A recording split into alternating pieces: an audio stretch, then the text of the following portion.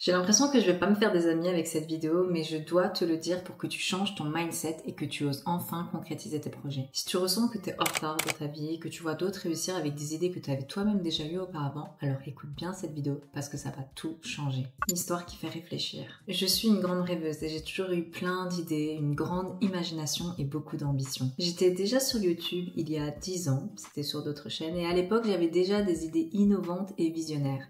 Mais je ne les réalisais pas. Comment je sais qu'elles étaient innovantes et visionnaires? Eh bien parce que je voyais d'autres youtubeurs, auxquels je n'avais pas de contact évidemment, réaliser ces idées que j'avais moi-même imaginées auparavant. Je me souviens de la frustration que je ressentais. La frustration de ne pas me sentir capable ou la frustration d'avoir échoué quelque chose que je n'ai pourtant pas commencé. Jusqu'à ce que je gagne en maturité et en intelligence émotionnelle et que je comprenne le pouvoir de mon subconscient. Pourquoi tu n'arrives pas à passer à l'action? J'ai découvert une vérité essentielle. Ton subconscient te fait revivre les mêmes expériences en boucle parce qu'il ne connaît que ça. C'est ce qu'il a toujours appris à vivre et donc par conséquent à expérimenter. Ton corps est très intelligent et il va aller chercher à revivre les mêmes émotions, à ressentir ces mêmes informations. Alors j'ai commencé à me poser les questions suivantes. Pourquoi est-ce que j'ai toujours l'impression d'être en retard ? Pourquoi je n'arrive pas à concrétiser mes ambitions? Récemment, je me suis rendu compte que le projet sur lequel je travaille actuellement, j'y pensais déjà il y a 3 ans.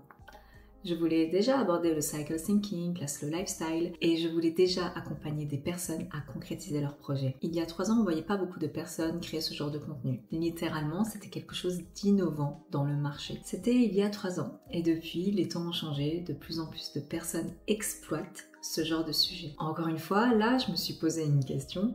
Pourquoi est-ce que j'ai l'impression d'être toujours en retard? Est-ce que tu as des exemples concrets qui refont surface en m'écoutant? Si c'est le cas, tu peux me partager ton histoire en commentaire. Ne t'inquiète pas, on est dans une safe place ici. Je ferai tout pour. Ce qu'il te manque vraiment. Si tu te reconnais dans mon histoire, alors la suite va sûrement t'éclairer. Ce qu'il me manquait, ce qu'il te manque probablement, c'est de la confiance en toi. Laisse-moi aller plus deep inside. Pense à ton entourage. Est-ce que tu as déjà entendu des gens te dire « T'es capable de le faire, go !»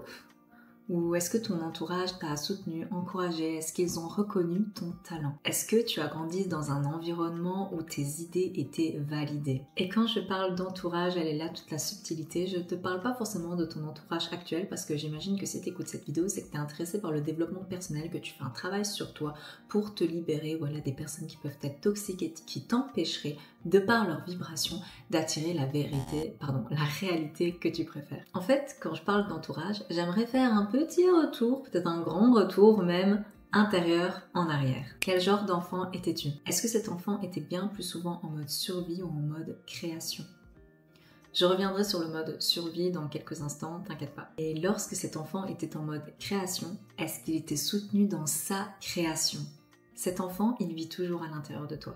Cet enfant, c'est ton enfant intérieur. Et quand je parle d'encouragement et de soutien perçu, il est important pour moi que tu comprennes ce point. On rentre dans des réflexions encore plus profondes, alors accroche-toi. C'est-à-dire que c'est toi, à un moment donné dans ta vie, avec tes perceptions individuelles, qui analysait la situation comme étant « je suis soutenu » ou probablement « je suis rejeté ». Ce qui peut dépendre énormément de ton environnement de vie, donc de ce mode survie. Si tu as des événements de vie qui t'ont traumatisé depuis ton plus jeune âge, alors il se peut que déjà à ce moment-là, tu étais dans un mode survie. Et même si à ce moment-là, des gens te soutenaient, il se peut que tu n'étais pas capable d'accueillir ce soutien parce que ton système nerveux était déjà dérégulé. Ce type d'information rentrait dans un système déséquilibré de base.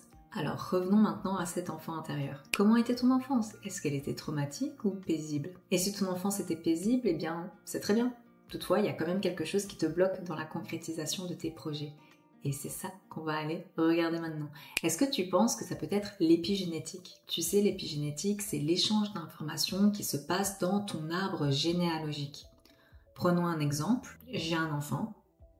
Eh bien, cet enfant, à travers mes gènes, va pouvoir avoir un héritage de mes traumas. C'est ça tout l'enjeu de se libérer de traumas et de faire un travail intérieur de déconditionnement et pour aller voir son obscurité, l'observer et mettre de la lumière. C'est très important parce que si toi, tu as des traumas à l'intérieur de toi et qu'ensuite tu fais un enfant, il se peut que cet enfant ne comprenne même pas d'où ça vient, mais il peut avoir une peur, un trauma qui surgisse de nulle part. C'est placé dans l'inconscient en fait. Quelle information dans l'épigénétique pourrait influencer ta destinée actuelle? Et je sais que c'est compliqué à dire parce que certaines personnes, elles ont peut-être pas des contacts avec leur famille ou elles ont pas envie forcément de retourner dans les ancêtres et revoir leur arbre généalogique. Mais parfois, c'est quelque chose qui est tellement répétitif et cyclique qu'on se dit mais c'est pas possible, pourquoi ça me lâche pas? Des fois, c'est juste un savoir qui va venir comme ça et on va savoir, on va faire des liens, on va se dire en fait ça ne m'appartient pas, c'est dans du transgénérationnel. Une question que tu pourrais potentiellement te poser dès maintenant en m'écoutant, c'est est-ce que tu aurais pu assimiler une peur ou un blocage d'un autre membre de ta famille? C'est pas forcément au premier degré, hein, ça peut être les oncles, les tantes, les cousins.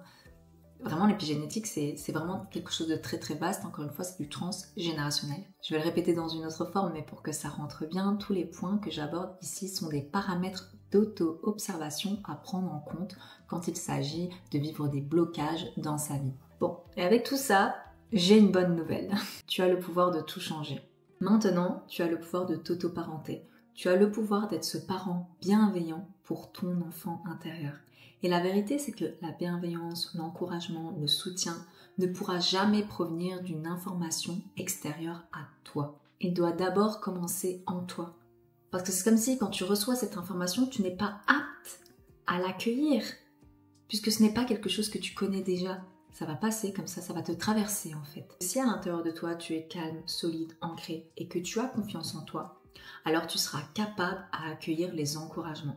Parce que ta confiance sera déjà ancrée à l'intérieur de toi. Tu auras déjà cette information-là. Et donc ça va juste rentrer en résonance en fait avec cet encouragement et ce soutien que tu te donnes déjà à toi-même. Parce qu'à ce moment-là, ton subconscient sera réceptif à cet encouragement et ton système nerveux sera dans un mode création et non dans un mode survie qui génère du stress. Tu auras confiance en ta création et ta confiance en toi te permettra d'accomplir ta création.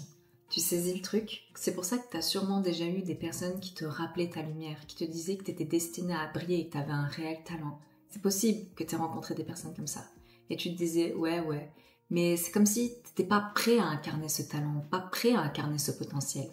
Oui, parce qu'il fallait d'abord que tu te rentres ce genre d'informations dans ton subconscient. Il fallait d'abord que tu fasses ce travail intérieur pour que tu incarnes toi-même cette information.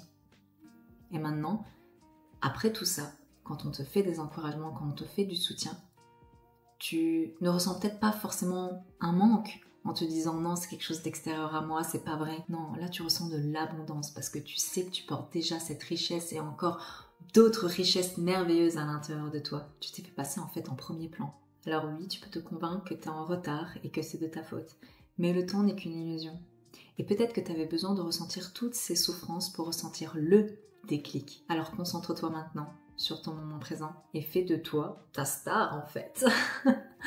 Sors de cette mentalité de victime et affirme-toi. Prends action dans ton moment présent. Discipline-toi, motive-toi, encourage-toi parce que tu as le pouvoir de changer et ça va d'abord passer par ton intériorité. Non, ce n'est pas simple, mais oui, tu vas y arriver. Si tu as écouté cette vidéo jusqu'ici, tu y arrives déjà. Si tu ressens l'appel à concrétiser un projet qui te fait vibrer, mais que tu as du mal à clarifier toutes tes idées, mon accompagnement Les mots justes est fait pour toi. Toutes les informations sont en description. Je te remercie de m'avoir écouté et je te fais plein de gros bisous.